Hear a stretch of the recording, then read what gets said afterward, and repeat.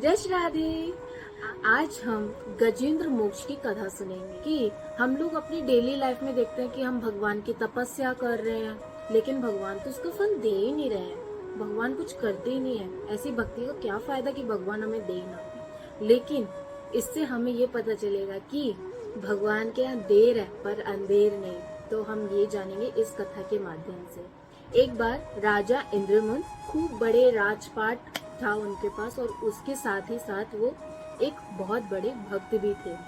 एक टाइम पे व्यक्ति के लाइफ में हमेशा आता है कि सब छोड़ो और भगवान की भक्ति में लग जाओ। तो सब छोड़ छाड़ के राजा इंद्रमुन अपने वन के लिए प्रस्थान कर गए। जब वो गए तो वहां पर वो दिन प्रतिदिन अपनी तपस्या को कठोर करते रहे भगवान की कृपा पाने के लिए। दिन प्रतिदिन उनकी तपस्या बहुत कठोर होती गई।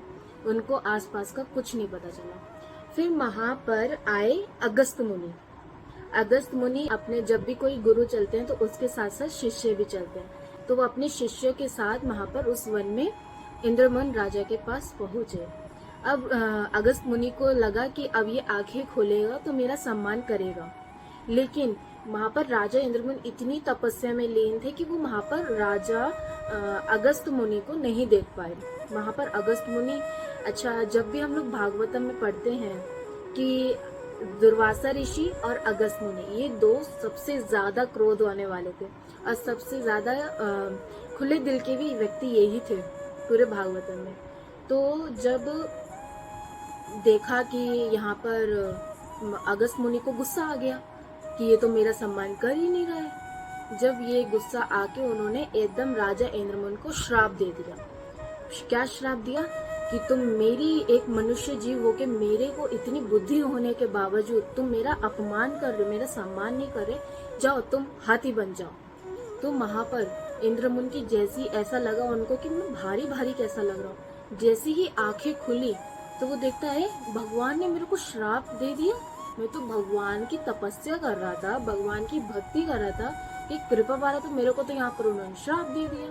वो उदास हो गए। उन्होंने कहा मुझे माफ कीजिएगा। देखा तो अगस्त मुनि ऐसा ऐसा उन्होंने सब बताया कि तुमने मेरा अपमान किया। उन्होंने उनसे क्षमा भी मांगी कि मुझे माफ करिए, मैंने जाने में मेरे से भूल हुई है।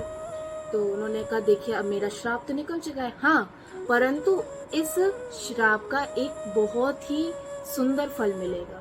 तब उन्होंने ये बात समझ के उन्होंने अपना वन में हाथी के रूप में घूमने लग गए, क्योंकि एक जानवर को एक अपने खाने के, क्योंकि वो प्रवृत्ति में आ गए, उस प्रवृत्ति में हाथी के अपने वन में घूमने लगे, खाने वाने की ढूंढने में निकल गए। वन में ही एक हाथियों का झुंड जा रहा था। जब वो झुंड जा रहा था तो वहां पर गजेंद्र, तब जब श्राप मिल गया तब उस इंद्रमुन राजा का नाम पड़ा गजेंद्र।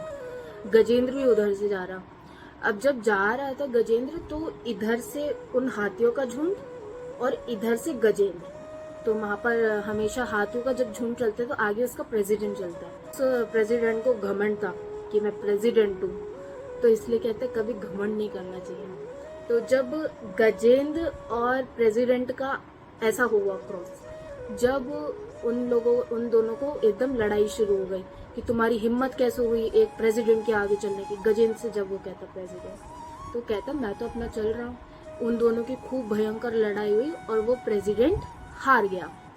अब वो हार गया तो उनकी जो प्रजा थी, जो झुंड था हाथी का, उसने कह दिया कि आज से आप ही हमारे सरताज हो। फिर गजेंद्र उनका प्रेसिडेंट बन जाता है। वो लोग आगे निकलते हैं खाने की खोज में। जब वो निकले तालाब वहां पर पहुंचा। अब ये कथा यहाँ पर थोड़ी देर के लिए रुक जाती है। कैसे कि इसके बीच में एक हाहा हू गंधर्व आता है। ये दो भाई थे, ये लोग, इनमें दोनों में बहुत टैलेंट था। जैसे संगीत बहुत अच्छा करते थे, गाना बहुत अच्छा गाते थे, ऐसा करके उनमें बहुत टैलेंट था। लेकिन इसी के साथ साथ वो नॉटी बहुत थे, बहुत मजाकिया थे।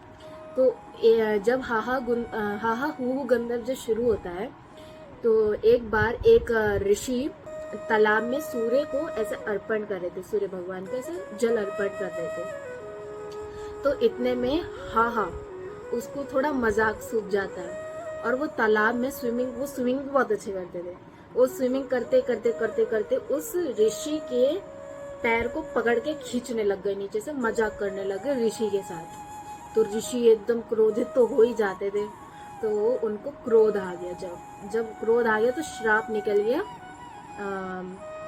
ऋषि के मुंह से कि तुम जाओ मगरमच्छ बन जाओ, तुम मेरे साथ मजाक करते हो, तुम मगरमच्छ बन जाओ। अब हाहा कहता ये तो मजाक मेरे पे भारी पड़ गया। अब वो भारी पड़ गया तो फिर उसने माफी मांगी हाहा ने ऋषि से कि मुझे भी माफ करिए, जरा मेरे से गलती हो गई, मुझे माफ करिए, क्षमा कीजिए मेरे को।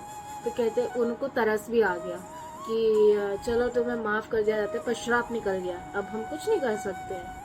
फिर उन्होंने कहा लेकिन तुम्हें मुक्ति अच्छी मिलेगी। अब ये यहाँ पर हाहा अब हाहा अपने तालाब में एक मगरमच्छ के तौर पे वो घूमने लगता है।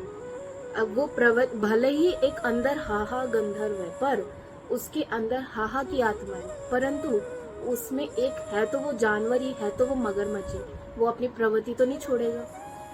यहाँ पर हाथी अपना गजेंद्र अपनी पूरे झुंड के साथ तालाब में आ रहा है। तो इतने में मगरमच्छ ने हाथी का, जैसे गजेंद्र अंदर को घुसा तालाब के अंदर, तो उसका पैर पकड़ लिया एकदम। तो गजेंद्र कहता तुम पीछे हट जाओ, अपनी क्या कहते हैं अपने झुंड से कहा कि तुम पीछे हट जाओ, तुम पीछे हट जाओ।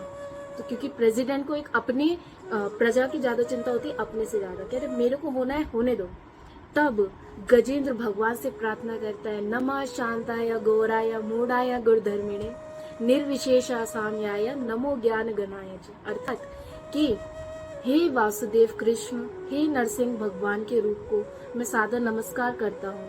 वो अपनी ट्रंक में कमल लेके भगवान विष्णु से प्रार्थना करता है कि मुझे बचाइए इससे, मेरे को आप थोड़ा यहाँ पर मेरे को प्रोटेक्ट करिए, हे नरसिंह भगवान। तब भगवान स्वयं सभी देवी देवताओं की उपस्थिति में स्वयं अपने गरुड़ वहां से पधारते हैं और गजेंद्र को मोक्ष दिलाते हैं। कैसे? पहले उन दोनों को खींचते हैं तालाब के बाहर और वहां पर अपने पहले मगरमच्छ को दर्शन दिए, जहां से हाहा को वहां से मुक्ति मिली, और अपने सुदर्शन चक्र से उस मगरमच्छ का गला काट दिया और अपना गजेंद्र को अपने साथ गरुड़ वाहन बैठ के श्री वैकुंठ धाम ले गए। बोले श्री हरि भगवान की जय। तो कैसे भगवान ने के हाँ देर है अंधेर नहीं, इसको हम सिद्ध करते हैं इस कथा के माध्यम से। अगर आपको अच्छी लगी हो तो वीडियो को लाइक करिएगा, चैनल को सब्सक्राइब करिएगा। मिलते हैं नेक्स्ट वीडियो में, तब तक के लिए जय श्री राधे।